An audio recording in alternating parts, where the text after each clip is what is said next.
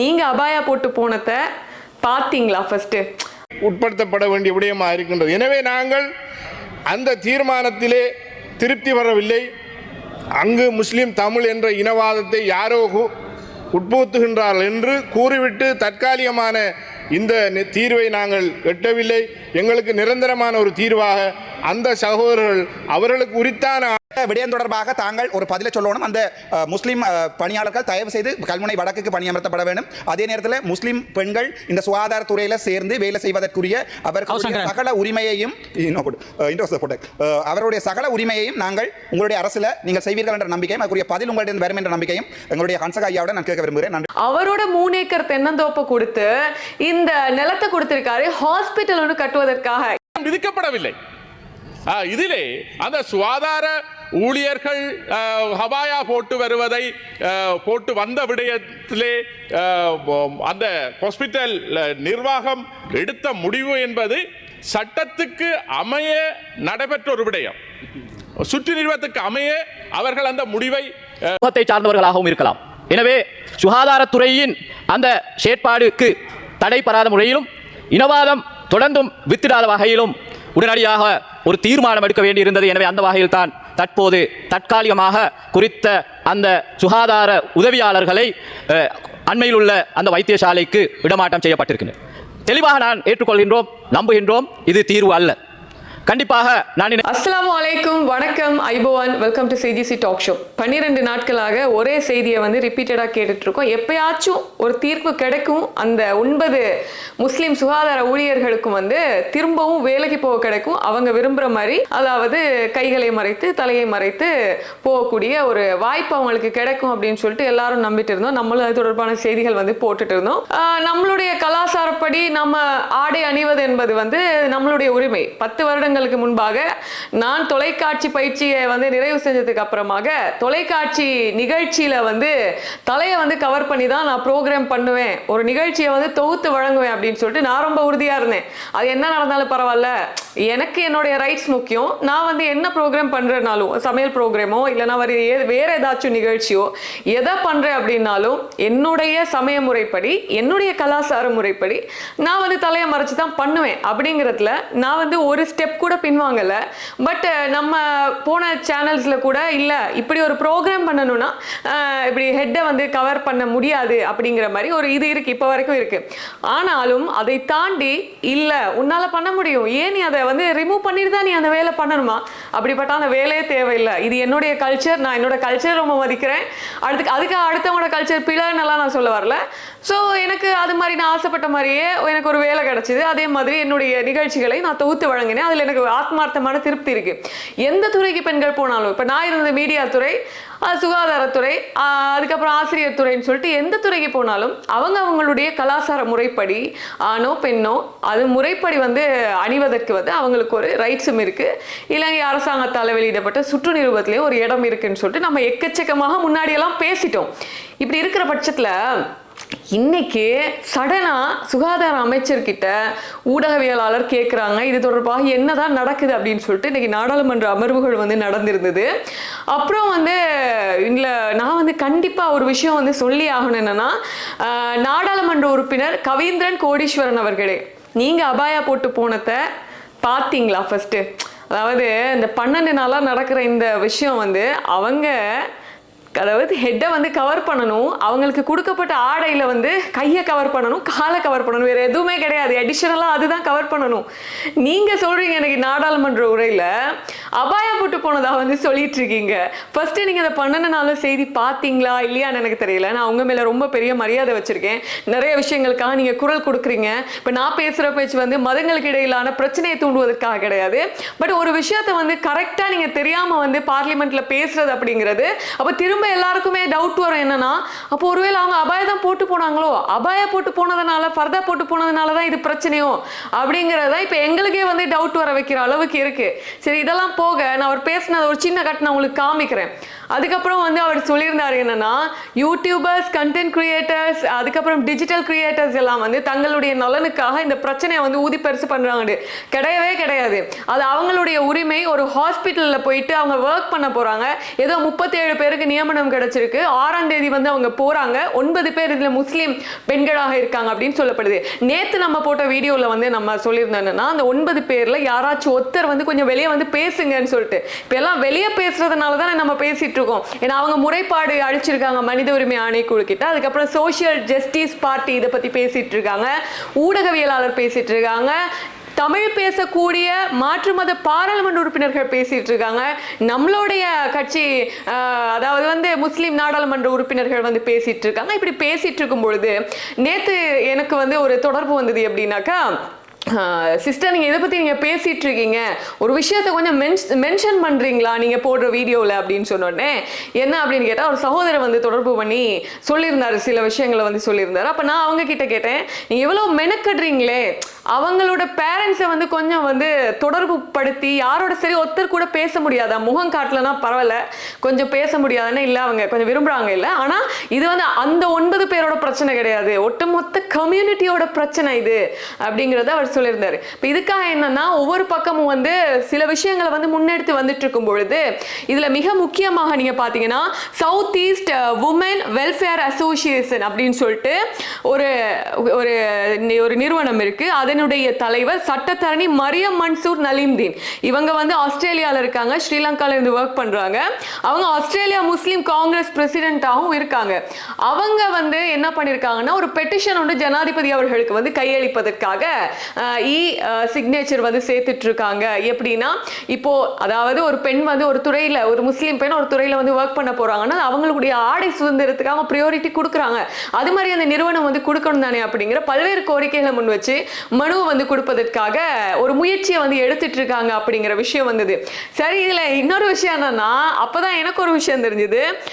இந்த மரியம் மன்சூர் நலீம்தீன் அப்படிங்கிறவங்க யாருன்னு பார்க்கும் பொழுது, அதாவது 30 வருஷங்களுக்கு முன்பாக நம்ம நாட்டினுடைய ஒரு மிக முக்கியமாக அமைச்சராக இருந்தவர் தான் ஏஆர் மன்சூர் அப்படிங்கிறவங்க. இவங்க வந்து வர்த்தக வாணிப அமைச்சராக இருந்திருக்காங்க, கப்பல் துறை அமைச்சராக இருந்திருக்காங்க. இவங்களுடைய மாமனார் தான் எம்எஸ் காரியப்பர் அப்படின்னு சொல்லக்கூடிய ஒருத்தர். அதாவது எம்எஸ் காரியப்பர் வந்து கேட் முதலியாராக இருந்திருக்காரு. இந்த கேட் முதலியாராக இருந்தவர் தான் 1809 செச்சத்துல, அதாவது பிரிட்டிஷ் காலனியல் டைம்ல அவரோட 3 ஏக்கர் தென்னந்தோப்பை கொடுத்து இந்த நிலத்தை கொடுத்திருக்காரு ஹாஸ்பிட்டல் ஒன்று கட்டுவதற்காக. இதுல நீங்க ஒரு விஷயம் புரிஞ்சுக்கணும், என்னன்னா இது சொல்லி காட்டவோ எதுக்கோ கிடையாது. அவரு பிரிட்டிஷ் காலகட்டத்தில் அந்த கேட் முதலியார் பதவியை வந்து வகிச்சிருந்திருக்காரு. இது வந்து கண்டிராஜ்ய டைம்ல இருந்திருக்கு. கேட் முதலியார் அப்படிங்கிறது என்னன்னா, அதாவது அந்த டைம்ல வந்து ஆங்கிலேயர் ஆட்சி காலத்தில் சில உள்ளூர் தலைவர்களுக்கும் அரசாங்க பிரதிநிதிகளுக்கும் சில பட்டங்கள் வழங்கப்பட்டது. யாராச்சும் அரசர்களையோ இது வந்து பதவிக்குரியவங்களையோ வந்து மீட் பண்ண வரும்பொழுது வழிகாட்டுதல்குரியவங்களா வந்து இருப்பாங்க அப்படிங்கிற மாதிரி இருக்கு. ஸோ அப்படிப்பட்ட ஒருத்தர் தான் வந்து இந்த எம்எஸ் காரியப்பர் அப்படிங்கிற ஒருத்தர் வந்து தன்னோட நிலத்தை வந்து கொடுத்திருக்காருன்னா, அங்க ஹாஸ்பிட்டல் இருக்கல. ஏன்னா கல்முனை அப்படிங்கிறது வந்து முஸ்லிம் மக்கள் மட்டும் வாழ்ற பிரதேசம் கிடையாது.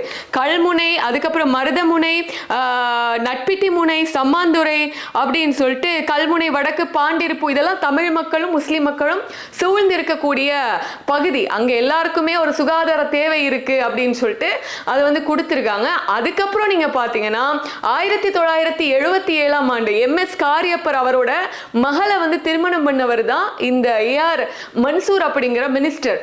அவர் என்ன பண்றாருன்னா, பார்லிமெண்ட்டுக்கு செலக்ட் ஆயின உடனே தன்னோட ஃபர்ஸ்ட் ஸ்பீச்ல வந்து மருதமுனை, கல்முனையில வந்து சுகாதார தேவைகள் இருக்கு. கல்முனையில அந்த டைம்ல அந்த ஹாஸ்பிட்டல் வந்துருச்சு. அந்த பேஸ் ஹாஸ்பிட்டலுக்கு வந்து தேவையான சில எக்யூப்மெண்ட்ஸ் இல்ல, விடுதிகள் கிடையாது அப்படின்னு சொல்லிட்டு பேசுறாரு. அவருடைய காலகட்டத்தில் வந்து இது வந்து அப்டேட் பண்றாங்க, அப்கிரேட் பண்றாங்க. இதுல நீங்க வந்து பாத்தீங்கன்னா நவீன கட்டிட தொகுதிகளை வந்து அவருடைய காலத்துல வந்து அமைக்கிறாங்க. இசிஜி எக்ஸ்ரே எக்யூப்மெண்ட்ஸை வந்து கொடுக்குறாங்க, மருத்துவ உபகரணங்கள், ஆம்புலன்ஸை வந்து கொடுக்குறாரு, மின் பிறப்பாக்கி வசதிகளை செஞ்சு கொடுக்குற மாதிரி அந்த ஹாஸ்பிட்டலில் வந்து எல்லா இன மக்களும் வந்து பங்கு பற்றணும் அப்படிங்கிறதுக்காக தான். ஸோ அந்த டைம்லேயே வந்து இது வந்து முஸ்லீம்களுக்கான ஹாஸ்பிட்டல், இது வந்து தமிழர்களுக்கான ஹாஸ்பிட்டல், இது கிறிஸ்தவர்களுக்கான ஹாஸ்பிட்டல் அப்படின்னு பிரித்து பார்க்காம அந்த டைம்லேயே சில இஸ்லாமிய முஸ்லீம் நாடாளுமன்ற உறுப்பினர்கள் வந்து ரொம்ப சுறுசுறுப்பாக வந்து ஒர்க் பண்ணியிருக்காங்க. ஸோ இப்படிப்பட்ட ஒரு பாரம்பரியமான ரொம்ப காலம் வரலாற்று சிறப்பு மிக்க ஒரு லெகசியை வந்து வச்சிருக்கக்கூடிய ஹாஸ்பிட்டல்ல இன்னைக்கு இப்படி ஒரு விஷயம் நடந்து கடைசியில் அந்த 9 பேரை இடமாற்றமே நீங்க செஞ்சிட்டீங்களே அப்படின்னும் பொழுதுதான் இங்க கொஞ்சம் கசக்கக்கூடியதாக இருக்கு. ஜஸ்ட் என்னதை கேட்டாங்க, இதை தான் நான் முன்னாடி வந்து வீடியோவில் வந்து போட்டேன். இன்னைக்கு பல தமிழ் சகோதரர்கள், மாற்று மத இந்து சகோதரர்கள் வந்து என்ன வந்து போட்டிருக்காங்கன்னா, இல்லை நான் ஒன்றும் தெரியாமல் கேட்குறேன், அவங்க என்னத்தை கேட்டாங்க, ஆடையில் கொடுக்கப்பட்ட ஆடையில் அவங்க வந்து தலையை மறைக்கவும் கையை மறைக்கவும் தானே கேட்டாங்க, எக்ஸ்ட்ரா ஒரு ட்ரௌசர் போட்டுக்குவாங்க, இதில் என்னப்பா குறைஞ்சி போக போகுது உங்களுக்கு அப்படின்னு தான். இப்போ இதை ஏன் வந்து சமூகங்களுக்கு இடையில பிரச்சனையை உண்டு பண்ணக்கூடிய மாதிரி நீங்கள் பார்க்குறீங்க. இன்னைக்கு முனீர் முலஃபர் பிரதி அமைச்சர் வந்து பேசின விஷயம் என்னன்னா, இது தற்காலிகமாக தான் இப்படி ஒரு விஷயத்தை தீர்வை வந்து கொடுத்துருக்கோன்னு சொல்லிட்டு சுகாதார அமைச்சரே இன்னைக்கு கேபினட் டிசிஷன் எடுக்கக்கூடிய மீட்டிங்கில் வந்து சொல்லிட்டாரு. ஸோ நம்ம செஞ்சதை சொல்லி காட்டணும் அப்படிலாம் இங்கே கிடையாது. இப்போ சில வரலாற்றுகளை வந்து நம்ம தெரியணும்னா, நம்மளுடைய நாடு 2,20,00,000+ மக்கள் வாழக்கூடிய ஒரு நாட்டில் நம்ம எவ்வளோ ஒத்துமையாக இருக்கணும். எப்படா இவங்க எல்லாம் அடிச்சுட்டு சாவாங்க, அண்ணன் எப்போ சாவான், தின்ன எப்போ காலியாகும்னு சுற்றிட்டு இருக்காங்க நிறைய பேர். இதுக்குள்ளே ஏற்கனவே ஒரு நாய்க்குட்டியால் பிரச்சனை, அந்த பிரச்சனை முடிஞ்சு அதனுடைய சத்தம் ஓயல்ல ஒருத்தரை சவுதியில் அரெஸ்ட் பண்ணி வச்சிருக்காங்க. அந்த பிரச்சனை முடிஞ்ச ஓயல்ல இந்த போதைப் பொருள் பிரச்சனைல நிறைய பேர் மாட்டிட்டு இருக்காங்க. எக்கச்சக்கமான பிரச்சனை நம்ம நாட்டில் வந்து போயிட்டு இருக்கு.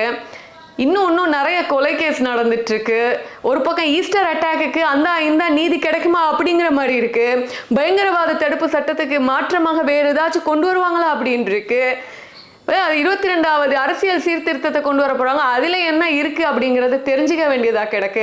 இப்படியெல்லாம் இருக்கும் பொழுது அவங்க ஆசைப்படல, அவங்களுக்கு கொடுக்கப்பட்ட ஆடையில அடிஷனலா அவங்க சேர்த்துக்க வேண்டிய விஷயங்களை நீங்க சேர்க்க விடாம நீங்க மாத்தி இன்னொரு ஹாஸ்பிட்டலுக்கு அனுப்பியிருக்கீங்கன்னா இது எவ்வளவு பெரிய ஒரு கஷ்டமான விஷயம்னு கொஞ்சம் யோசிச்சு பாருங்க. நாங்கள் என்னத்துலாப்பா அவங்கள்ட்ட கேட்டோம் அப்படிங்கிற மாதிரி தான் இருக்கு. என்னை பொறுத்த வரைக்கும் இதுக்கு முன்பாக இது தொடர்பாக 2-3 வீடியோஸ் வந்து நான் போட்டிருக்கேன். 2 மதங்களுக்கும் எந்த பிரச்சனையும் ஆகக்கூடாது. நம்ம யூடியூபர், இப்போதான் நான் யூடியூபராக இருக்கேன். இதுக்கு முன்னாடி நான் ப்ரொஃபஷனலாக ஒரு டெலிவிஷனில் ஒர்க் பண்ணிட்டு இருந்தேன். ஜஸ்ட் காசுக்காக கூறாக்கலாம் நம்ம கிடையாது.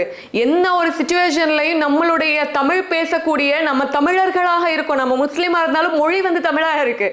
தமிழ் பேசக்கூடிய மக்களுக்குள்ள எந்த பிரச்சனையும் வந்துடக்கூடாது அப்படின்னு சொல்லிட்டு தான் நம்ம வந்து சில விஷயங்கள் வந்து ரொம்ப ஆழமாக போகிறதே கிடையாது. ஆனால் இப்படி இருக்கும் பொழுது கொஞ்சம் யோசிச்சு பாருங்க பார்க்கலாம். அவங்களுக்கு அதே ஹாஸ்பிட்டலில் ஒர்க் பண்ண இன்னைக்கு வச்சிருக்கக்கூடிய ஒரு நிலையை வந்து நீங்கள் இன்னைக்கு உருவாக்கி கொடுத்துருப்பது நான் ரொம்ப பெருமைப்பட்டிருப்பேன். இதுக்கப்புறம் இப்படி ஒரு பிரச்சனை வராதுன்னு நம்ம சொல்லலாம். இன்னைக்கு தாஹிர் எம்பி உட்பட, அதுக்கப்புறம் நம்மளுடைய முனீர் முலஃபர், அர்ஜுனா எம்பி கூட சொல்லியிருந்தாரு, நான் வெக்கமா நினைக்கிறேன், நீங்க வந்து இன்னொரு ஹாஸ்பிட்டலுக்கு அவங்கள வந்து இடமாற்றம் செஞ்சிருக்கவே கூடாது, நான் வேற ஒளிபரப்புறேன் நான் உங்களுக்கு. இன்றைய தினம் சுகாதார அமைச்சருடைய கைக்கு இந்த பந்து பரிமாறப்பட்டிருக்கிறது. கல்முனை ஆதார வைத்தியசாலையில் இருக்கின்ற, வடக்கு ஆதார வைத்தியசாலையில் இருக்கிற அந்த முஸ்லீம் தாதிய உதவி பணியாளர்களுடைய அந்த ஆடை தொடர்பான பிரச்சனை தற்போது சுகாதார அமைச்சரிடம் கொண்டே அதை சுகாதார அமைச்சு சிங்கள இனவாது என்ற அடிப்படையில் போட்டியிருக்கிறார்கள். ஆனால் ஒரு தமிழனாக நான் வெக்கப்படுறேன். இன்றைய தினம் அரசாங்க ஆளுங்கட்சியில் இருக்கிற தமிழ் மற்றும் முஸ்லீம் பாராளுமன்ற உறுப்பினர்கள் ஒன்றாக கதைத்ததாக ஒரு வீடியோ இருந்தது. நான் பார்த்தேன், யாராப்பா இதில் ஒரு தமிழன் ஒருத்தன் இருந்து கதைக்கிறான்னு போய் பார்த்தா இளங்குமரன், என்ஜிஐயோ.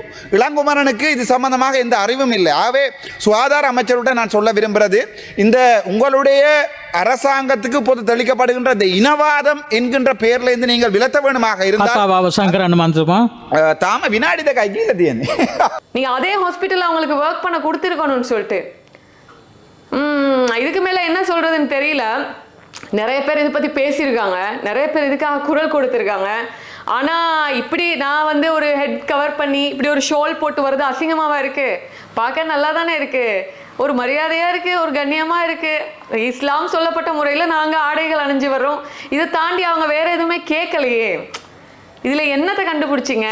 அப்படிங்கிறது எனக்கு புரியல. இன்னைக்கு வரைக்கும் இதுக்கு பின்னாடி என்ன இருக்குல்லாம் நமக்கு தெரியாது. ஆனா எனக்கு இப்படி ஒரு தற்காலிகமான ஒரு தீர்ப்பாக இது இருந்தாலும் பிற்காலத்தில் இது மாற்றப்படலாம். அது மாற்றினா நல்லா இருக்கும். ஆனா இது கொஞ்சம் எனக்கு வருத்தத்தை கொடுக்கக்கூடியதாக இருக்கு. எனக்கு இப்படி தோணுது, இந்த உரை மூலமாக நீங்க மாற்று மத சகோதரர்களை புண்படுத்தினோம் அப்படிலாம் நீங்க நினைக்காதீங்க. ஒரு உரிமை அப்படின்னு வரும்பொழுது உரிமைக்காக குரல் கொடுக்குறாலாம் நான் இருப்பேன். அண்ட் அவங்களுடைய அந்த 9 பேரும் இன்னொரு ஹாஸ்பிட்டல் போய் ஒர்க் பண்ண போறாங்க. பட் அவங்களுடைய சிச்சுவேஷன், அவங்களுடைய மனநிலைமையை கொஞ்சம் யோசிச்சு பாருங்க.